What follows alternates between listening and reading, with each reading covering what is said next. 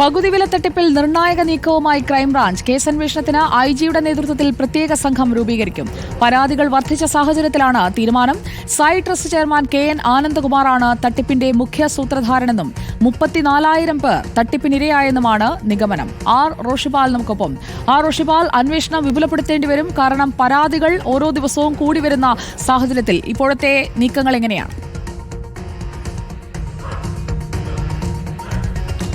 സുജയ പാർവതി, സംസ്ഥാനത്ത് തട്ടിപ്പിന്റെ പരാതികൾ വ്യാപകമായ സാഹചര്യത്തിലാണ് ക്രൈംബ്രാഞ്ച് പ്രത്യേക അന്വേഷണ സംഘത്തെ രൂപീകരിക്കാനുള്ള തീരുമാനം എടുക്കുന്നത്.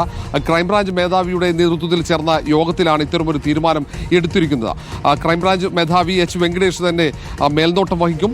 ഐജിയുടെ നേതൃത്വത്തിലായിരിക്കും പ്രത്യേക അന്വേഷണ സംഘം രൂപീകരിക്കുക. SP-യും DYSP-മാരടങ്ങുന്ന വലിയ സംഘമായിരിക്കും ഈ അനന്തു കൃഷ്ണന്റെ നേതൃത്വത്തിൽ നടന്ന ഓഫർ തട്ടിപ്പ് അന്വേഷണം നടത്തുക. നാളെ തന്നെ ഇത് സംബന്ധിച്ച ഉത്തരവ് പുറത്തിറങ്ങും. നിലവിൽ സംസ്ഥാന പോലീസ് മേധാവിയാണ് ക്രൈംബ്രാഞ്ചിന്റെ സാമ്പത്തിക കുറ്റകൃത്യങ്ങൾ അന്വേഷിക്കുന്ന വിഭാഗത്തിന് കേസിന്റെ അന്വേഷണം കൈമാറിയത്. പക്ഷേ ഈ 34,000-ഓളം പേർ സംസ്ഥാനത്ത് ഈ തട്ടിപ്പിന് ഇരയായ സാഹചര്യത്തിൽ അത് പ്രത്യേക അന്വേഷണ സംഘം തന്നെ രൂപീകരിച്ച് അന്വേഷിക്കണം എന്ന ഒരു വിലയിരുത്തലിലേക്ക് ക്രൈംബ്രാഞ്ച് എത്തുകയായിരുന്നു. അങ്ങനെയാണ് ഇങ്ങനെ ഒരു തീരുമാനം. ഏതായാലും രാഷ്ട്രീയക്കാർക്കുൾപ്പെടെ ഈ കുറ്റകൃത്യത്തിൽ പങ്കാളിത്തമുണ്ടോ എന്ന പരിശോധന ഒരു ഭാഗത്ത് നടക്കുന്നു.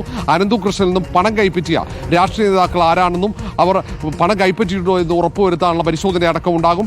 കാരണം ബാങ്ക് അക്കൗണ്ട് വിശദാംശങ്ങൾ ഉൾപ്പെടെ ശേഖരിച്ചതാണ്. അത് വിശദമായി പരിശോധിക്കുന്നുണ്ട്. അതിനൊപ്പമാണ് ആനന്ദകുമാറിന്റെ പങ്കാളിത്തം, അത് സ്ഥിരീകരിച്ചിട്ടുണ്ട്. ഇതിലെ മുഖ്യ ആസൂത്രകരിൽ ഒരാളായി ആനന്ദകുമാർ മാറുകയാണ്. അതുകൊണ്ട് തന്നെ അന്വേഷണം പുതിയ സംഘം ഏറ്റെടുത്താൽ പിന്നാലെ തന്നെ ആനന്ദകുമാറിനെ ചോദ്യം ചെയ്യും. വിവരങ്ങൾ നൽകിയത്. പകുതിവില തട്ടിപ്പിൽ നിർണായക നീക്കത്തിലേക്ക് കടക്കുന്നു അന്വേഷണ സംഘം.